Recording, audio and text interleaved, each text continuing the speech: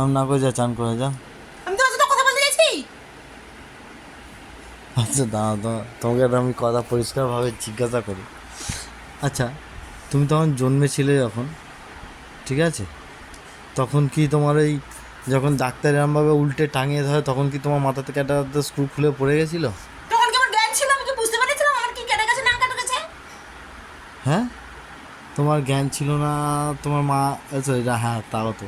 আর দাঁড়াও একটা কথা, জ্ঞান যে ছিল না বলছো, বাচ্চাদের তো মায়ের পেটের মধ্যেও জ্ঞান থাকে। না তো জ্ঞান বুদ্ধি সেগুলো আমার তখন আমি পড়ে গেছে। আমি কি আমার এখান থেকে ঝুলিয়ে দিয়েছে কেন, আমার এখানে নাটটা খুলে গেছে, সেগুলো আমি বুঝতে পেরেছিলাম। এটাও ঠিক, এটা তো তোমায় বললে হবে না, তখন তো তোমার মানে জ্ঞান বুদ্ধি কিছু তো এখনও নেই, তখন তো আরোই আমার ছিল এখনো না। নেই, তোমারই আছে একা। ঠিক আছে, তোমার ভয় বসে আছে। এবার তখন তোমার মাকে জিজ্ঞেস করলেই পাওয়া যাবে। আর তোমার মাকেই বা কি জিজ্ঞেস করবো? তাকে জিজ্ঞাসা করতে গেলে তো আবার তার মায়ের কাছে জিজ্ঞাসা করতে যেতে হবে, কারণ তোমারও নার একটা খোলা, তার আবার 1.5খানা খোলা। হ্যাঁ, বাজে কথা একদম বলবে না বলে দিচ্ছি, আমার মাকে তুলে একদম কথা বলবে না, আমার সাথে কথা বলতে কথা তোমার বলবে। মাকে তুললাম তুমি কোথায় গো? করে তুললে তো অক্ষুনি। তোমার মা কি সুস্থ? হুম? আমি শুধু তো দুজনকে একসাথে দিতে পারছি না মেন্টাল হসপিটালে, তার জন্য দুজনের পয়সাটা দিতে হবে, নাহলে দুজনকেই ভর্তি করে দেওয়া উচিত ওখানে মেন্টাল হাসপাতালে। ঠিক আছে, তোমরা নর্মাল নয়, তোমরা এই নর্মাল পাবলিকের সাথে ঘোরার জন্য নর্মাল নয়, তোমাদের মাথার নর্মাল কাজ করে না, তোমরা অ্যাবনর্মাল প্রজাতি, মানে যাকে বলে সাইকো তুমি বললে ভুল কখন হবে। বুঝতে পারো না আমি অ্যাবনর্মাল? শালা বুঝতে তো পারেনি, বারণ করেছিল তোমার বান্ধবীটা, নামটা আমি নেবো না, তোমার বান্ধবীটা বারণ করেছিল যে করিস না, ও নাটটা খোলা আছে, পাগলা আছে ও একটু, কিন্তু শুনিনি। হয়তো ও বারণ করেছিল, ও মনে মনে চাইতো, কিন্তু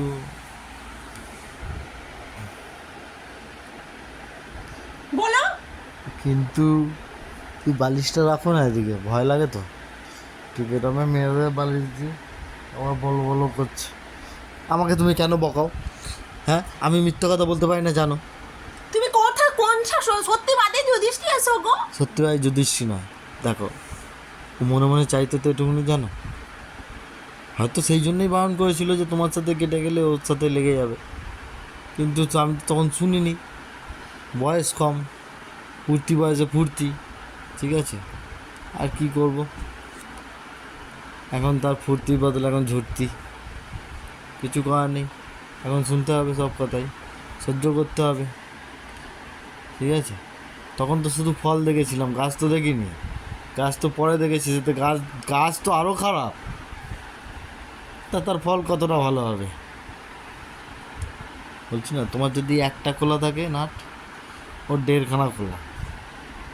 আমি বারবার বলেছি আমি কিন্তু মাকে নিয়ে কথা বলতে না বলেছি, আর আমার তোমার কিন্তু মা, মাথাটা তুমি চিবিও করছো করে বারবার চিবিও করলে কিন্তু মাথাটা কিন্তু আমি ফেস্ট করে দেবো বলে দিচ্ছি কিন্তু। এই সব সহ্য করে আমার নাকি বেঁচে থাকতে হবে, আরে পাগলা চোদা ভগবানটাও আছে, দেখতেও পায় না মানা এগুলো, হয় মাথাটা ঠিক করে দে, আর নাহলে অন্য বউ দে। হে ভগবান, কী যে বলি, কাকে আমার দুঃখের কথা বলবো?